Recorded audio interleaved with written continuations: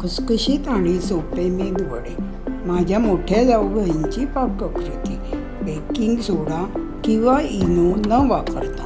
नुकतेच माझ्या मिस्टरांचे कोकणात जाणे झाले तेव्हा त्यांच्या मोठ्या वहिनीने म्हणजे माझ्या जाऊबाईंनी सकाळी नाश्त्याला अत्यंत चवदार आणि खुसखुशीत असे मेदूवडे बनवले होते.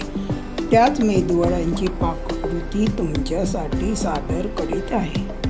मेदूवड्यासाठी लागणारे जिन्नस: 1 वाटी भिजवलेली उडदाची डाळ, पाव वाटी भिजवलेले तांदूळ, अर्धा टीस्पून मेथीचे दाणे, 4 ते 5 हिरव्या मिरच्या चवीनुसार, अर्धा इंची आल्याचा तुकडा, कढीपत्त्याची 8 ते 10 पाने, चवीनुसार मीठ आणि तळणीसाठी तेल.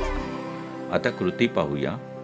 प्रथम 1 वाटी उडीद डाळ, पाव वाटी तांदूळ आणि मेथी दाणे व्यवस्थित धुवून घेऊ 7 ते 8 तासांसाठी एकत्रित भिजत घाल. दुपारी भिजवलेलं मिश्रण रात्री वाटण्यास योग्य होते.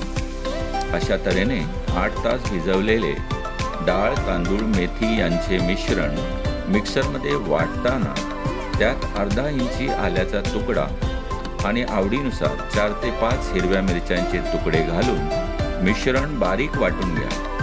वाटताना विशेष काळजी म्हणजे पाण्याचे प्रमाण अतिशय बेताचे असावे.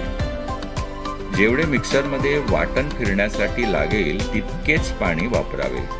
नंतर वाटलेले सगळे मिश्रण एका पातेल्यात काढून घ्यावे. मेदूवडे करायला घेताना या वाटलेल्या मिश्रणात अगदी आयत्या वेळी चवीनुसार मीठ व कढीपत्त्याची पाने कापून घालावीत आणि मग मिश्रण खूप चांगले फेटून घ्यावे. मेदूवडे खुसखुशीत होण्यासाठी वाटलेले मिश्रण चांगले हात दुखेपर्यंत फेटावे असे वहिनीने पुन्हा पुन्हा बजावले होते. आता एका कढईत तेल तापवून त्यात चमच्याच्या साहाय्याने तयार मेदूवड्याचे पीठ एक एक करून सोडा.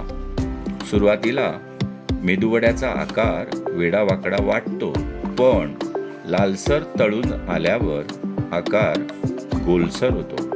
आकाराची काळजी न करता मेदूवडे तळून घ्या. पीठ तेलात सोडताना सरळ रेषेत सोडावे. अशा तऱ्हेने तळलेले हे खुसखुशीत मेदूवडे मिरची खोबऱ्याच्या चटणीसोबत चांगले लागतातच, पण नुसते चहासोबतही अगदी फर्मास लागतात. एका पाठोपाठ एक खात राहावेसे वाटतात.